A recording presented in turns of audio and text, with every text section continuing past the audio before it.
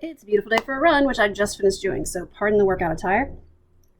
Last time, I tasted a wine that I called a really well-made Malbec from Argentina.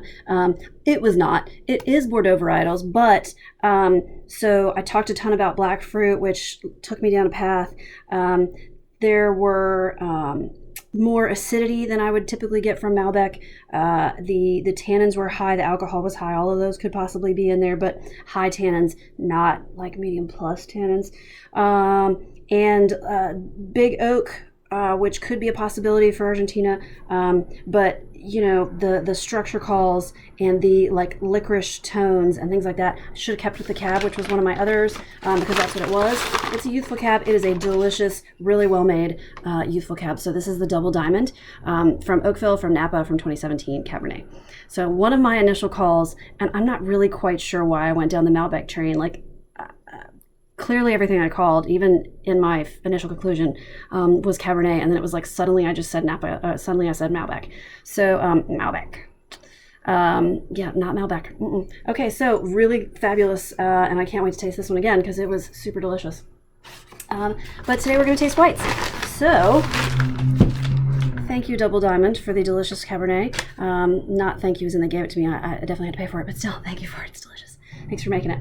All right, so other things that are different between, Malbec and Cab, like clearly more pyrazines that I talked about, sagey, green bell pepper, big eucalyptus and menthol kind of notes, cedar, pencil shavings, things like that. So there was just a lot more complexity, and the earth of it was much more like a gravel than kind of a clay mud.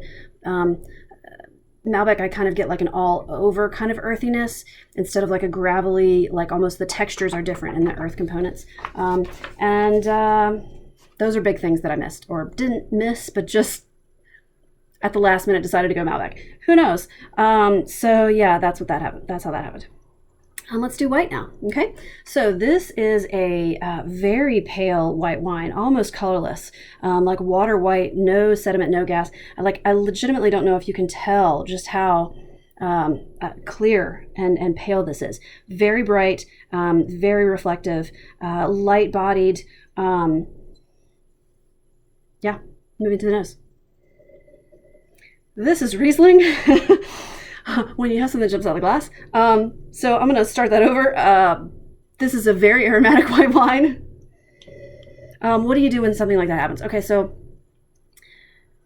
I'm going to try to do my very best to go back and like clearly call this, right? When things jump out of the glass that are like petrol, that are that kind of minerality, that's highly aromatic, and that even has kind of like a sweet, unctuousy fruit and floral smell. Sometimes things jump out of the glass and just tell you what it is, and that's great. It makes life easier. But I'm still going to go back and call it because maybe I got it wrong. I mean, legitimately, I've smelled Riesling before and gotten it wrong. So let's go through this like I don't know what this is. Deductive tasting at its finest. So this is very aromatic. It is white fruit, stone fruit. There's a little bit of kiwi and tropical in here. There's lemon lime, bright and tart and just underripe fruit. White flowers. There's a little honeysuckle, kind of a sweet, unctuously floral note to it. Tons of minerality. This definitely smells rocky slate, wet stone. There is some petrol, some rubber.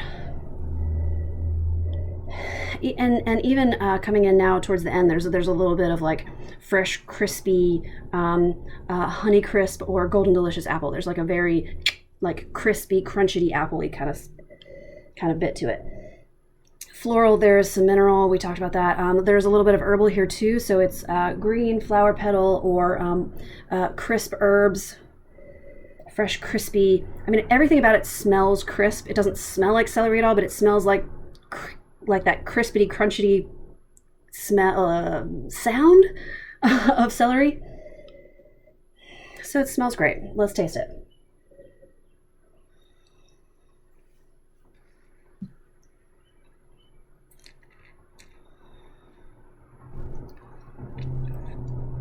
This wine is very dry. It is bone dry, and it is all about the structure. It is high acid. My mouth is just running with moisture. That is just crazy. It is one of the things I don't know about this wine, right? So the alcohol level. I'm going to continue talking about structure because that's where I started, because it is the defining character of this wine on the palate. It's sound. It's very dry and very high acid. The alcohol is moderate minus. I don't think that it's low. There's still a little bit of burn going on here, but I'm going to go with medium minus. It is medium minus body, and there's nothing that I would call phenolic bitterness. There's absolutely no oak on this wine, which is what I would expect with the lack of color and the fact that I didn't call anything about oak on the nose at all, even to say there was no oak. My bad, should have said that. So structure-wise, that's what we've got. It is intense. It goes on for a long time. My mouth is still watering, although it's died off a little bit, and the finish and the flavors are still there. So confirming all of the things that I said on the nose. Let's taste it again and talk about flavors.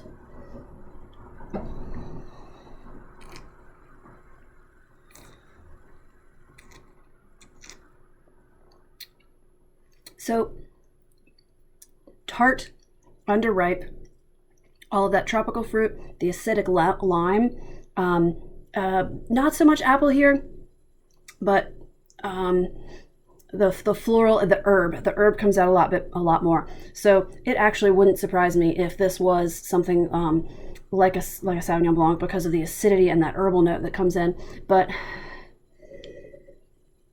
I'm still going to stick with Riesling because of the kick of petrol and the lime and the tropical notes and things like that. Talked about a whole bunch of stuff, did it out of order, talked about structure first, went back and confirmed the things that I saw from the nose to the palate.